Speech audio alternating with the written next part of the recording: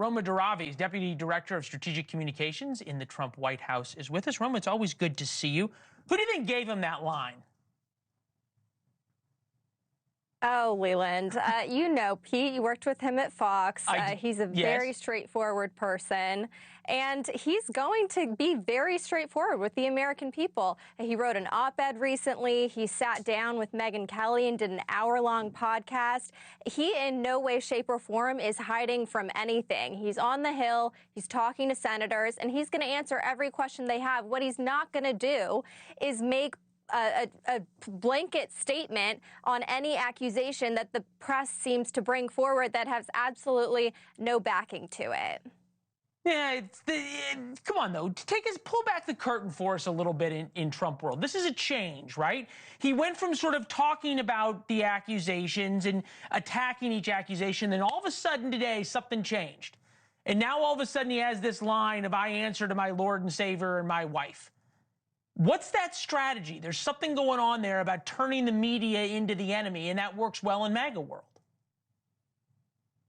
I'm not necessarily certain that that's what he's doing, turning the media into the enemy. He's talking to the press. He's just refusing to repeat allegations over and over again. There's actual substance to talk about when it comes to the Department of Defense. We have a major recruitment problem that he's ready to tackle head on, and it has to do with a lot of the woke ideology that's been pushed from the top at the Pentagon. We reported on that he said, "I'm going to end all wokeness." Is sort of his big mantra.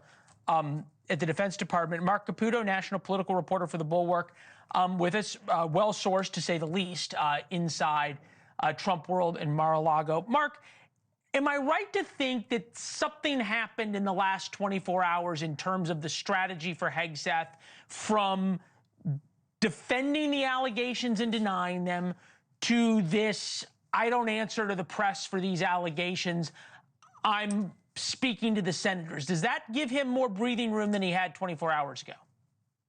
You're really perceptive to see a change in strategy. Look at Matt Gaetz. Matt Gaetz was shackled by Trump's team. He was told not to talk to the press, so he really didn't, except for answering like a brief question on the fly.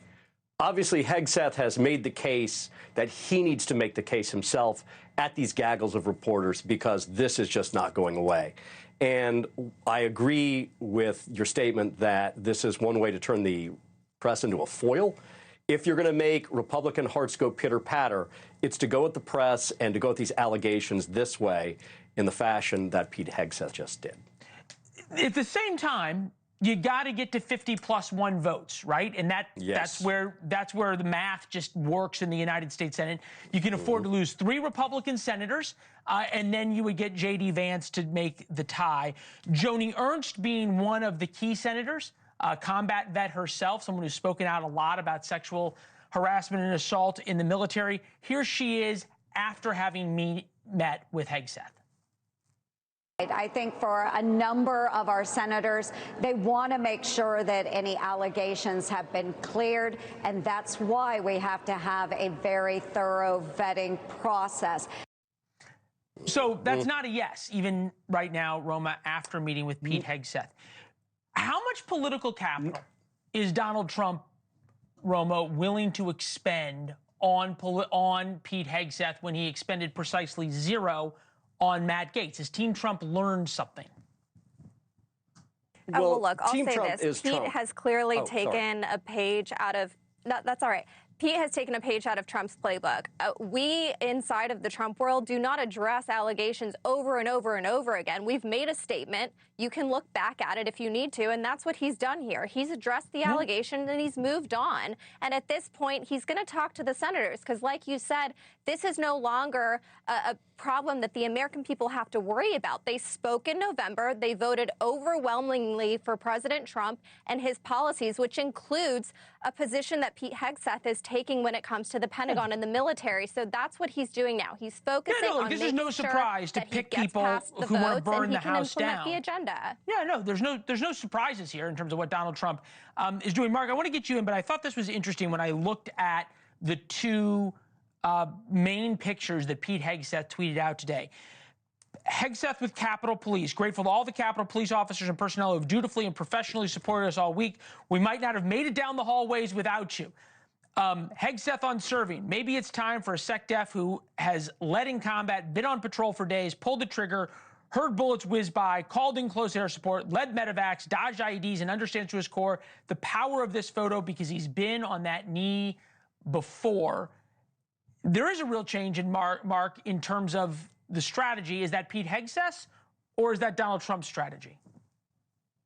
I think it's Pete Hegseth allowing and being allowed to say that. The question about how much political capital Trump is willing to spend, so far not a lot. But if Hegseth continues to make the case this way, I think you'll see him spend a little more.